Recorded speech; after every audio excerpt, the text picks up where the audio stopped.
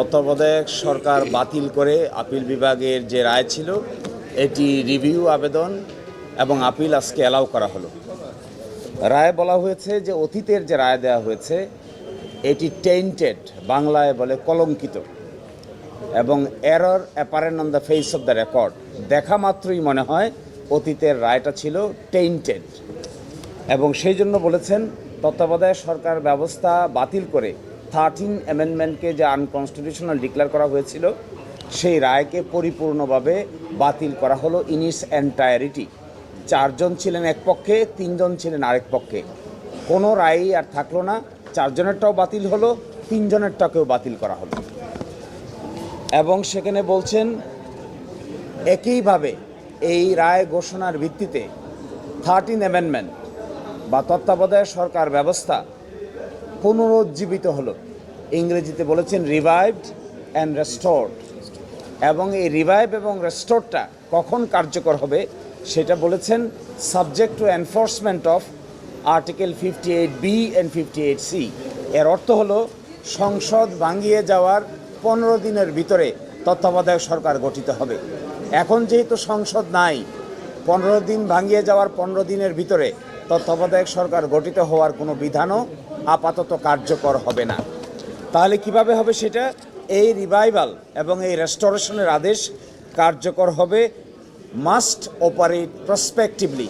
আগামীতে এটি কার্যকর হবে, বর্তমান সময়ে এটি কার্যকর হবে না। অর্থাৎ ত্রয়োদশ জাতীয় নির্বাচন অনুষ্ঠান করার ক্ষেত্রে এই যে তত্ত্বাবধায়ক সরকার রিভাইভ হলো তার কার্যকারিতা থাকবে না, তার কার্যকারিতা থাকবে প্রসপেক্টিভলি, অর্থাৎ চতুর্দশ সংসদ নির্বাচন হবে সেই সময় থেকে। আর এই ব্যাপারে আমাদের কথা হলো 1984 সালে, আজ থেকে 41 বছর আগে, বাংলাদেশ জামায়াত ইসলামীর পক্ষ থেকে নির্দলীয় নিরপেক্ষ তত্ত্বাবধায়ক সরকারের প্রথম প্রস্তাব দেওয়া হয়েছিল। এই জাতি অনেক পানি ঘোলা করেছে, অনেক অসম্মান হয়েছে, অনেক মানুষের জীবন গিয়েছে, গুম খুন, নির্বাচন ব্যবস্থা ধ্বংস হয়েছে। 41 বছর পরে সকলে মিলে আবার তত্ত্বাবধায়ক সরকারের প্রয়োজনীয়তা অনুভব করছে।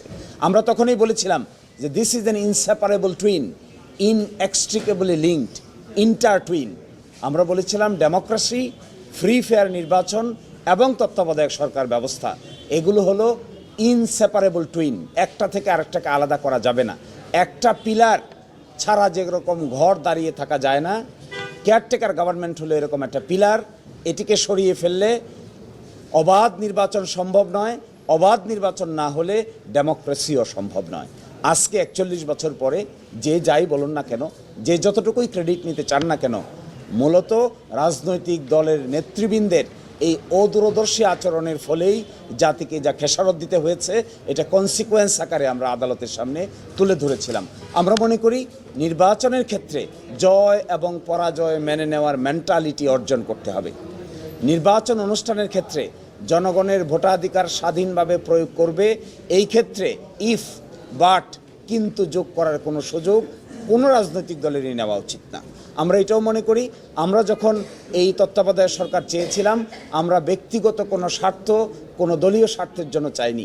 আমরা চেয়েছিলাম ডেমোক্রেসি বাংলাদেশে এস্টাবলিশ হোক, বাংলাদেশিক সিস্টেমটা, কনস্টিটিউশনালিটিটা আস্তে আস্তে গভীর ভিত্তির উপর দাঁড়াক। মাঝখানে অনেক মিসহ্যাপ হয়েছে, অনেক অসুবিধা হয়েছে, শেষ পর্যন্ত এখানে আমরা আসলাম ফিরে।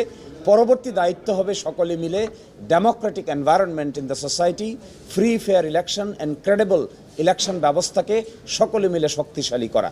এখানে দলগত বিষয় নয়, জামাত কিংবা বিএনপি বা অন্য দলের বিষয় নয়, রাষ্ট্রের বিষয়, সংবিধানের বিষয়। So we hope the country will run in a very Democratic atmosphere in near future, এবং সেখানে ফ্রি ফেয়ার ইলেকশনই হবে রাষ্ট্র চালানোর মূল মন্ত্র। আমাদের পক্ষ থেকে এতটুকুই আমাদের